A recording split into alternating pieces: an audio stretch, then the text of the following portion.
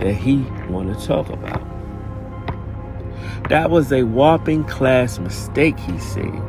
I'd never do that again. Savage's company are wreckers, Mr. Campbell said. I highly recommend just buying a jetliner, completely intact and completely functional, except maybe the removal of the engine.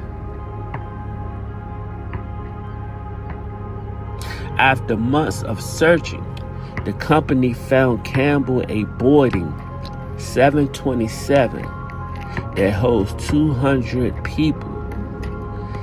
Jetliners that was 1,066 square feet and weighs about 70,000 pounds.